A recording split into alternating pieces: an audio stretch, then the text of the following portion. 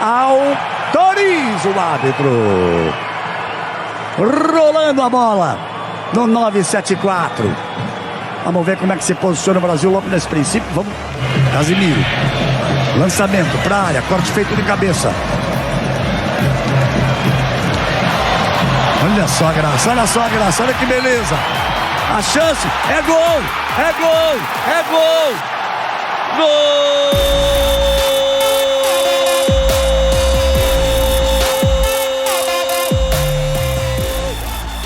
Para quem gosta de Copa do Mundo, esse período de 2 dias sem jogo foi um longo intervalo, mas hoje, ainda bem, tem bola rolando de novo.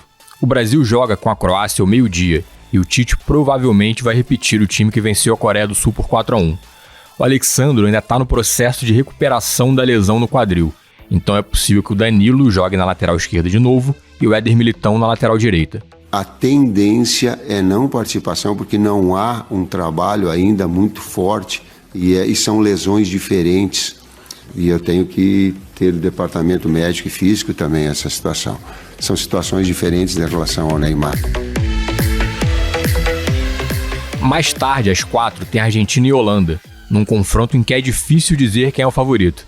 Aliás, apontar favorito numa Copa que já teve a Alemanha voltando para casa na primeira fase e a Espanha sendo eliminada pelo Marrocos nas oitavas de final tem sido uma tarefa para complicar a vida dos comentaristas. Bateu, acabou!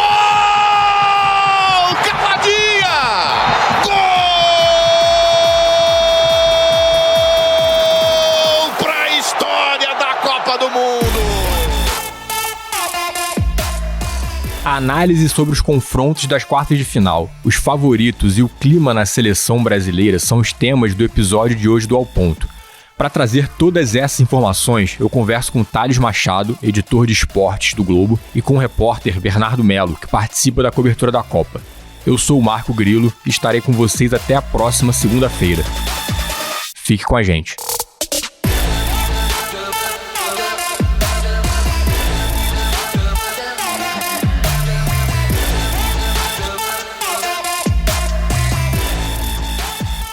Eu tô aqui com o Thales Machado, que é editor de esporte do Globo, e com o Bernardo Melo, repórter, que está participando dessa cobertura. Thales, o Brasil volta a jogar hoje, meio-dia, contra a Croácia, e além do desempenho em campo, tem chamado muito a atenção também, tem se destacado o ambiente da seleção.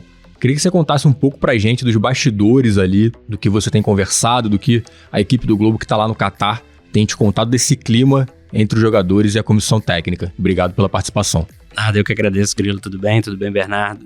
A imprensa brasileira em geral e o torcedor brasileiro em geral, eu brinco que Copa é o lugar que assuntinho vira assuntão, né? Que aquela pequena coisa vira uma grande questão. E a gente tem aqui no Brasil um tesão mesmo muito grande pelo ambiente da seleção, né? Tem Vegas em 2006, que foi quando aquela festa, treinos patrocinados e tudo mais. Teve o Dunga ali em 2010 mais fechado e tudo mais. E agora é um ambiente familiar, né? É um ambiente familiar, as famílias estão o tempo todo ali presentes, criaram uma estrutura para as famílias acompanharem junto com a seleção brasileira, sem o clima, por exemplo, de um balneário, que foi o clima de Sochi, por exemplo, um clima mais ameno, tranquilo. E isso parece que está contribuindo, né? Está contribuindo para além da cobertura em si, porque há um grande interesse na família dos jogadores, isso virou uma grande questão, quem são as mulheres, os filhos dos jogadores, mas parece que está contribuindo para um clima alegre. É um time alegre o Brasil. E a gente espera que siga alegre depois do jogo da Croácia, mas até então é um time que transparece uma alegria em campo, que com certeza o ambiente fora dele está contribuindo bastante. Você acha que está na dose exata de desempenho e dancinha? Tem uma equação boa aí. Eu acho que tá. Eu acho que, na verdade, é uma decisão ali de cada um. Eu acho que, enfim, gol é pra comemorar. Adoro esse assunto das dancinhas. Acho que comemoração... Mas não gosto, às vezes, da forma como ele é tratado, né? Acho que comemoração é uma coisa que cada dia faz mais parte do futebol e vai pertencer mais ainda ao futebol. É um momento já que faz parte do jogo, né? Você vê, os jogadores entenderam que é um momento que eles têm um microfone silencioso ali, porque toda a atenção tá voltada para eles. E acho que o Vinícius Júnior, especificamente, quando foi criticado não, né? Sofreu mesmo racismo ali por conta das dancinhas que ele fez. Ele, ao declarar que não era uma dança dele, é uma dança da cultura dele, de onde ele vem, e ele vem de São Gonçalo, mas também da música preta latino-americana em geral, ele quebrou uma barreira de mostrar que de fato significa muito mais. No início de setembro, antes de um jogo contra o Atlético de Madrid, o presidente da Associação de Agentes Esportivos da Espanha, Pedro Bravo, usou um termo racista contra o Vinícius Júnior num programa de TV por causa das comemorações de gol do brasileiro. Então, acho que não é nenhuma questão de dosagem com o futebol, assim. Eu acho que é uma coisa que vai além do futebol e que tem tudo para aumentar a beleza do esporte.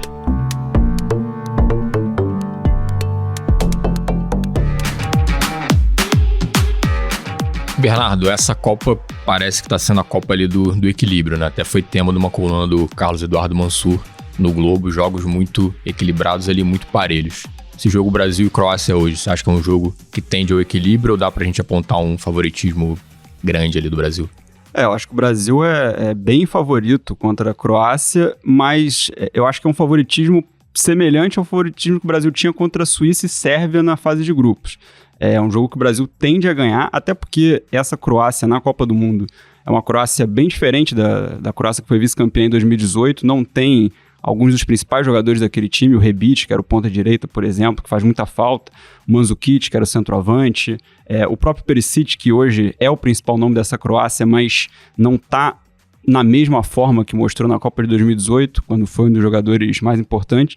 Então acho que é uma Croácia envelhecida, tem alguns bons nomes no time, mas não vejo uma Croácia capaz de fazer um jogo que ameace de forma substancial o Brasil. Então acho que o Brasil é favorito, mas é aquele esquema. Vai ser um jogo, eu não vejo como um jogo elástico, como foi o jogo contra a Coreia do Sul. Acho que vai ser um jogo mais com a cara da primeira fase, mais amarrado.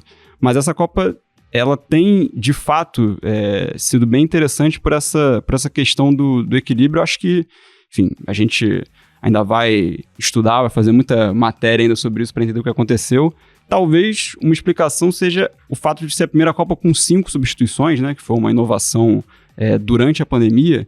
Então isso permite que os times eles se mantenham com jogadores descansados e, enfim, capazes ali de percorrer grandes distâncias, de marcar pressão, de manter o plano de jogo ativo por mais tempo, por estarem com pernas mais frescas em uma quantidade maior do jogo do que quando havia só 3 substituições. Era natural um desgaste ao longo da partida. Mas ao mesmo tempo que houve essa questão do equilíbrio na primeira fase, a gente viu Japão surpreendendo Espanha e Alemanha, a gente viu, acho que dá para considerar uma surpresa a Austrália ter passado em vez da Dinamarca no grupo da França, enfim, entre outros resultados aí que surpreenderam. Mas nas quartas de final a gente viu uma formação com mais jogos com camisas tradicionais, né?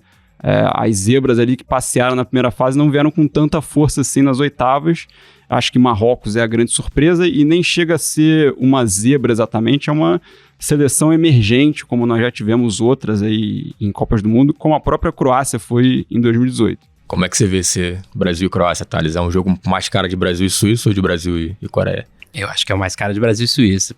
Principalmente por uma questão ali de força de seleção mesmo. Mas isso de parecer muito com Brasil e Suíça, Brasil e Sérvia, que o Bernardo falou, é muito plausível. Principalmente porque se a gente pensar que poderia ser um confronto que já tivesse acontecido na primeira fase. A Croácia não era a cabeça de chave, a Croácia é uma seleção europeia, o Brasil é uma seleção sul-americana. No sorteio ali poderia muito bem ter colocado ali. E a Croácia é a única segunda de grupo, né? Ficou em segundo do grupo que passou para as quartas de final. Chegou com 3 empates, né? São 3 empates e uma vitória e conseguiu chegar lá. Comum, pode chegar mais pra frente, pode até empatar com o Brasil, levar pro pênalti e ir à semifinal. Também foi um time que empatou muito na Rússia quando conseguiu chegar na final, passou por 2 prorrogações. Mas é um time inferior antes da Copa e inferior durante a Copa ao Brasil. Significa que vai ganhar, que vai perder para o Brasil com certeza? Não, porque é futebol, muita coisa pode acontecer, muita coisa já aconteceu nessa Copa. Mas é com certeza uma seleção de um nível inferior. E aí há um favorecimento. O Brasil não é que deu sorte, né? O Brasil conseguiu se classificar em primeiro e chegar numa posição, e os cruzamentos acabaram favorecendo o Brasil de certa forma, porque quarta de final já é onde se espera um grande confronto. Se a gente for pegar 2018, o Brasil pegou uma das seleções que era a sensação da Copa, como a Bélgica, que acabou eliminado. 2010, o Brasil enfrentou a Holanda, que pode enfrentar na semifinal, que foi uma finalista também, acabou eliminado. 2006, o Brasil pegou a França, foi eliminado porque pegou grandes seleções. Na última vez que o Brasil acabou cruzando com uma seleção do segundo escalão, foi justamente em 2014 aqui no Brasil, que aquele time que levaria de 7-1 conseguiu uma vitória com certa autoridade contra a Colômbia, que era de fato uma seleção um pouco inferior. A última grande vitória do Brasil em quartas de final contra grandes seleções é em 2002, no Penta, aquele famoso jogo do Ronaldinho. A catimba e o bom toque de bola fizeram com que o tempo passasse mais rápido e garantiram o Brasil na semifinal contra a Turquia ou Senegal. Fim de jogo, festa brasileira nas arquibancadas do estádio em Copa Shizuoka. Agora faltam apenas mais 2 vitórias para uma festa ainda maior. Então o Brasil tem uma facilidade a mais. O Brasil não cai para essas seleções. Historicamente o Brasil não cai, como não caiu para a Coreia do Sul. O Brasil geralmente cai para grandes seleções, né? Isso a gente vem ao longo dos anos, mas é 90 minutos, é um jogo.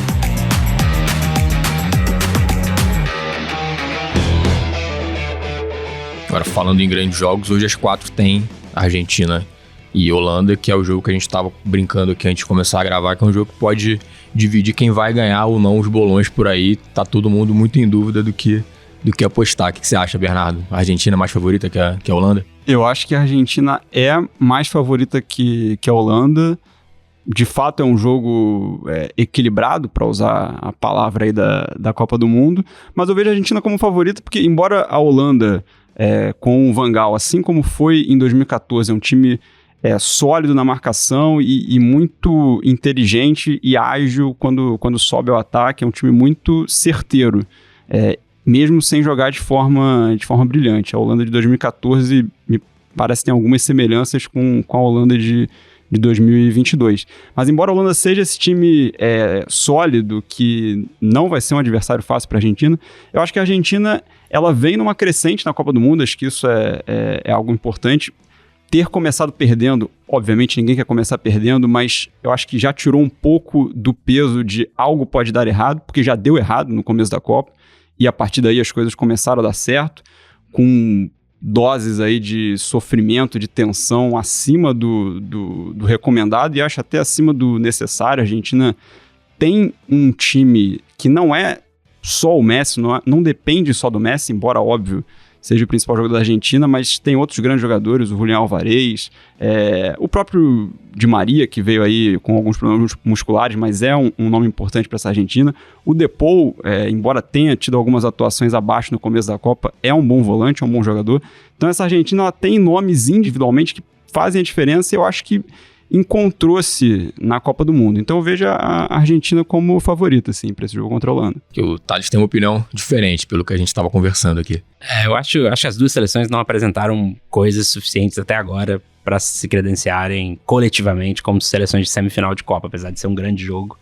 Eu particularmente fico muito empolgado com Argentina e Holanda nas quartas de final, porque um dos jogos que eu me apaixonei pelo futebol ali foi o Argentina e Holanda em 1998, aquele gol do Bergman no finalzinho, uma grande seleção argentina ali que evitou um Brasil e Argentina na semifinal, que coisa que pode acontecer hoje. Mas eu acho a Holanda um pouco mais solidificada, assim, como equipe. Eu acho que a Argentina depende muito do talento do Messi. O Messi já não é um jogador, apesar de ser um jogador fantástico, para mim o terceiro melhor jogador da Copa, um dos 3, com certeza, até agora, mas já não é um jogador que repete, não dá para você ter certeza que ele vai ter todas as atuações tão boas assim.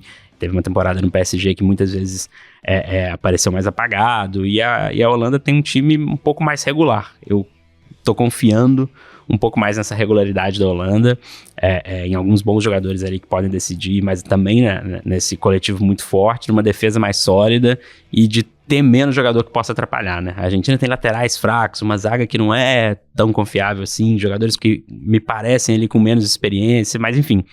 Tem um fator que eu acho que a Argentina leva a grande vantagem, que é a torcida, né? Eles conseguiram criar um ambiente de clube ali mesmo no Catar, Inclusive, a gente tá com uma reportagem hoje no Jornal o Globo que tenta, né? A gente tenta explicar como eles conseguem, né? Como num país tão difícil, tão caro de se chegar, como eles conseguem, por que eles são tão diferentes, assim, no jeito de alentar, né? Que é como eles chamam o torcer ali no estádio.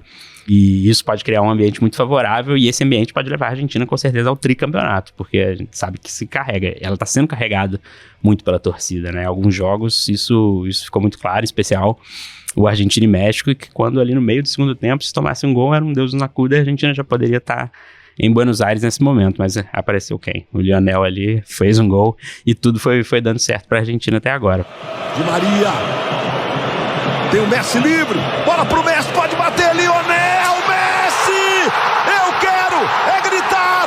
Gol da Argentina! Chega ao 8º gol dele na história das Copas! É um clássico, né? Um clássico de Copa, né? Isso é muito legal. Acho que tem tudo. Tomara que o Brasil deixe a gente tranquilo aí meio-dia para poder ver esse jogo com calma. Amanhã tem França e Inglaterra, que é um desses jogos que tem os credenciais para virar um jogo clássico de Copa do Mundo também. Duas equipes muito ofensivas na lista ali dos melhores ataques da Copa. Você acha que esse jogo, que essa formação das duas equipes, ela vai se manter nessa ofensividade, ou pelo fato de ser um jogo eliminatório pode ter um pouco mais de cautela ali? Como é que você está enxergando isso? É um curioso que eles nunca se enfrentaram em mata-mata de Copa, né? Sempre foram jogos de fase de grupos. Talvez se crie um grande jogo aí nesse fim de semana. Que cria essa tradição. São duas grandes seleções. Eu acho que a França, para mim, a França é a grande favorita ainda ao título. Conseguiu provar, mais do que provar, que os desfalques não é que não fazem falta, mas não fazem falta o suficiente para não ser uma favorita. Mas eu acho que tem um grande desafio agora. A Inglaterra, de fato, é um time muito jovem. Eu vejo a Inglaterra como os talentos individuais da Inglaterra, os jogadores conseguiram mudar, inclusive, o que a gente enxerga e como o que é o jogador inglês. A minha percepção do que é um típico jogador inglês está longe de ser o que era o Rashford. Então, ele é um time que já desde a Copa passada está mudando um pouco essa cara do futebol inglês, e uma vitória de hoje pode ser a vitória que eles precisam, né? A vitória que eles não tiveram em 2018 contra uma grande seleção que pode caminhar aí para ser uma das semifinalistas dessa Copa. Para mim, o típico jogador inglês é o Lampard. Que era ali nos tempos de Chelsea um bom batedor de falta, um bom passador, mas que não tinha a intensidade que hoje tem quem é para mim o principal jogador da Inglaterra, que é o Bellingham, que joga mais ou menos ali na mesma posição que o Lampard, e que talvez, enfim, para quem é mais novo aqui do que a gente, que talvez esteja nos ouvindo, seja aí um também dos jogadores que personifica o jeito dessa seleção inglesa de jogar. Deixa eu fazer uma provocação agora. Você acha que desse França e Inglaterra aí tem grande chance de sair o campeão da Copa? Eu acho que sim, até porque era para ter sido a final de 2018, né? É que tinha uma Croácia no meio do caminho que atrapalhou a Inglaterra, mas era o jogo para ser a final de 2018, com o momento que a Inglaterra já vivia em 2018 ali. E é curioso que a Inglaterra tinha feito uma péssima Eurocopa em 2016 e chegou bem na Copa, já com o Kane, com alguns outros jogadores que estão nessa seleção hoje. E criou-se aquela coisa do football's coming home, né? O futebol está voltando para casa, a Inglaterra ia finalmente desencantar, só venceu a Copa do Mundo de 66 em casa e nunca... Enfim, uma seleção que chegou forte, de fato, em Copas do Mundo. Então já era para ter sido a final da Copa do Mundo de 2018. Eu acho que tem grandes chances de sair o campeão. É curioso que a gente tem uma ferramenta no Jornal o Globo, que é o Bola de Cristal do Brasileirão, né? Uma parceria nossa com o Departamento de Matemática do FMG, que tenta utilizar as estatísticas, a matemática ali, para prever o que vai acontecer na Copa, né? O vencedor de Argentina, Holanda e França e Inglaterra, na matemática, e acho que a gente pode levar também para essa questão da moral, a Copa do Mundo é muito construída disso, né? Da maneira como as seleções chegam para cada partida. Quem ganhar esses dois jogos, esses mais clássicos, talvez chegue um pouco mais forte nas semifinais. Então, já temos o resultado do sorteio, já sabemos que o Brasil faz a estreia no dia 24 contra a Sérvia, no dia 28 de novembro joga contra a Suíça, no dia 2 de dezembro joga contra Camarões. Essa é a missão da seleção brasileira. Copa do Mundo tem muito isso, né? De você ir ganhando corpo, assim, e o Brasil, se passar, só vai realmente pegar uma seleção ali do mesmo nível na semifinal, assim, né? O Brasil ainda não tá encorpado como outras seleções estão. Isso não pode ser um problema, não? Começando aí pelo Bernardo. Eu acho que pode ser, mas ao mesmo tempo os jogos de segunda prateleira que o Brasil fez foram jogos do alto da segunda prateleira. Eu acho que Suíça, principalmente, é um adversário ali mais de alto de segunda prateleira. E a Croácia, mesmo com o que eu falei, de ser uma seleção envelhecida, de não ter a força de 2018, é uma seleção de alto de segunda prateleira. Então, sem dúvida, uma vitória da Holanda sobre a Argentina ou da Argentina sobre a Holanda contribui aí com o moral da equipe. E acho que para você ganhar um jogo desse, você encontra ali algumas alternativas táticas, algumas alternativas até de substituição em determinado momento de jogo que o treinador, né, a comissão técnica das seleções, eles entendem que são ali artifícios que podem dar resultado em jogos grandes. E aí levam para o jogo grande seguinte, possivelmente. Óbvio que sempre depende da circunstância que esse próximo jogo vai se desenrolar. O Brasil não vai ter esse aprendizado, né, como acumulou. Mas ao mesmo tempo o Brasil acho que acumulou o aprendizado mais importante até agora na Copa, que é enfrentar times fechados na defesa e conseguir achar soluções. Eu acho que, falando especificamente do Brasil, né, chegar numa semifinal contra uma Argentina, por exemplo, é um jogo que deve oferecer uma circunstância que deixa a seleção brasileira mais à vontade, embora seja um jogo contra um adversário mais duro do que o Brasil enfrentou até agora. Eu acho sobre isso, de chegar forte, a expectativa antes, e eu tinha a ideia que seria muito difícil o Brasil ser campeão mundial, porque o Brasil tinha um grupo muito difícil, principalmente por conta de Sérvia e Suíça, e porque o caminho até a final, até o título, na verdade, envolvia muito provavelmente, se a gente não tivesse, se tivesse gostando mais da Copa e não tivesse zebras, o caminho seria 4 campeões mundiais até o título, né? Poderia pegar Portugal, que era favorito ao segundo lugar, acabou pegando a Coreia do Sul, pegaria a Espanha nessa quarta de final. Eu acho que quando começou a Copa, principalmente depois da primeira rodada, pra mim a gente estaria aqui hoje debatendo o grande jogo da Copa, que seria esse Brasil e Espanha. E da Espanha pegaria provavelmente uma Argentina, e da Argentina poderia pegar a França, a Inglaterra na final. O caminho pareceu mais fácil. Eu acho que isso dentro de uma Copa do Mundo, com tantas dificuldades, a gente vê o tamanho das dificuldades pelas próprias lesões que aconteceram, tudo acontece muito rápido. Eu acho que pegar time mais fácil na Copa nunca é uma má notícia, não. Meio campo da seleção. Se o Brasil não tá dependente demais ali pelas jogadas nas pontas... Isso... Eu acho que é comum que o Brasil fique dependente ali. Acho que é onde pode dar certo. Mas não acho que enfim, hoje em dia, saída de solução ofensiva passa muito por triangulação, troca de passe muito rápida, e o Brasil tem bons pontas, só que é um esquema de fato muito dependente do Neymar ali, porque o Neymar é um time que fica muito bem postado, mas um time que fica às vezes muito fixo dentro dessas posições, e o Neymar é o único jogador mais caótico, assim, né, que pode quebrar essas linhas, esse posicionamento mais à vontade, assim.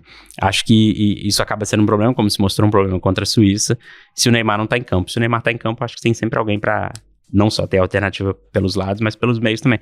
Outro jogo das quartas de final é Portugal e Marrocos, e a discussão está girando em torno do Cristiano Ronaldo. Claro que a tendência é que ele fique no banco de novo, assim como aconteceu contra a Suíça. Thales, você acha que é uma boa repetir essa estratégia, ainda que sugere um certo burburinho, enfim, uma certa resistência? Eu acho difícil opinar assim. É o Cristiano Ronaldo, mas deu muito certo também. Não é que o cara fez 3 gols só. Foi lá, por acaso, fez 3 gols, tava positivo. O cara jogou muito, né, o Gonçalo. E ele não é só que ele é o substituto do Cristiano Ronaldo, ele é o cara que não ia ser chamado pra Copa, né? Então, assim, era um cara que não era pra estar ali, né? E por isso mesmo a decisão é difícil, porque será que foi um dia de sorte ou ele é realmente capaz ali? Como é que a gente vai falar que um cara que marcou 3 gols na oitava de final de Copa do Mundo não tem experiência, né? O que você acha, Bernardo? Vou ter que revelar no ar que você estava achando que a Suíça ia fazer um jogo difícil contra Portugal, que não aconteceu. Mas e aí? Se você fosse o Fernando Santos, deixava o Cristiano no banco de novo? Eu tô um pouco com o Thales. Eu acho difícil porque, se a gente pensar, a seleção do Marrocos atual, ela é um pouco parecida com a seleção de 2018, que caiu, inclusive, no grupo de Portugal e Espanha. Portugal ganhou do Marrocos com um gol do Cristiano Ronaldo. Ele aproveita o cruzamento como um atacante de movimentação, de faro de gol, tudo que ele tem. E um cochilo do Da Costa. Cristiano Ronaldo, testa firme, forte, pro fundo do gol. Naquela ocasião, foi um jogo muito amarrado. O Marrocos teve muito mais a bola e teve muito mais ações do que Portugal. essa seleção do Marrocos, ela venceu a Espanha com um comportamento muito defensivo, muito preocupado em não deixar a Espanha trocar passes até a área, né? Achar aquele passe que a gente chama o último passe, ou o passe do terço final, o passe que deixa alguém na cara do gol. Eu não acho que o Marrocos vai jogar tão assim contra Portugal. Acho que o Marrocos vai ser uma seleção que, enfim, vai vir com um comportamento conservador, mas vai tentar sair pro jogo e tem bons jogadores para isso. E aí, para esse jogo, talvez o Cristiano Ronaldo seja um jogador importante ali, até para ser aquele cara que vai atrair 2 zagueiros, 2 volantes, ficar um pouco na cola dele. Ao mesmo tempo, acho que uma coisa que Portugal vinha apresentando na primeira fase e que justifica a mexida, acho que a mexida do Fernando Santos foi menos pela reação do Cristiano Ronaldo de sair reclamando contra a Coreia do Sul e mais realmente por ele perceber que um problema de Portugal na primeira fase é que tinha um jogador a menos na hora que Portugal não tinha bola. O Cristiano estava até dando boas opções ofensivas nos primeiros jogos, mas quando Portugal não tinha bola, faltava um jogador ali para dar a primeira pressão, que era algo que o Cristiano Ronaldo não fazia. Quando você tem um time atuando de forma mais coletiva, né? Você tem ali os 10 jogadores de linha realmente empenhados em recuperar a bola e incomodar, você cria mais problemas. Eu acho que Portugal gerou mais problemas para a Suíça, menos pelo substituto em si e mais pelo sistema. E aí é óbvio que o Gonçalo Ramos jogou pra caramba contra a Suíça e fica essa dúvida que o Thales levantou. Será que foi um bom dia ou será que ele consegue repetir isso no próximo jogo? Pra gente fechar a conversa, a gente já falou sobre quase tudo, só não perguntei a previsão infalível de cada um de vocês aqui, de tudo que a gente conversou. O que é aquilo, Bernardo, que você garante que vai acontecer? Como dito, eu garanto que eu vou errar alguma previsão minha aqui, porque essa tem sido a minha tônica nessa Copa do Mundo. Cara, eu acho que a minha previsão infalível é que quem passar de Inglaterra e França vai estar na final. Vamos lá, vou fazer uma nova. Eu ia fazer mais ou menos a mesma, mas vou fazer uma nova, então. Vou no garantir. Vou garantir o que tá acontecendo, né? Não sei quem passa, mas o Mbappé deixa 1. Siga 16 gols em 14 jogos, 5 gols em 4 jogos na Copa, o Mbappé deixa mais 1. Chega ao 6º gol e iguala aí os artilheiros das últimas Copas desde o Ronaldo. Em 2002 não tem ninguém com mais de 6 gols, né? O Mbappé tá com grandes chances, mas apesar de que pela primeira vez também o Brasil tem um combatente aí, a artilharia, apesar de estar 2 gols atrás. Se contra a Croácia o Richarlison marcar, entra nessa briga também. Boa, queria agradecer. A gente conversou com o Thales Machado e com o Bernardo Melo também, que é repórter, está participando dessa cobertura. Obrigado, Marco. Valeu, Thales. Sempre um prazer. Valeu, obrigado. Um prazer.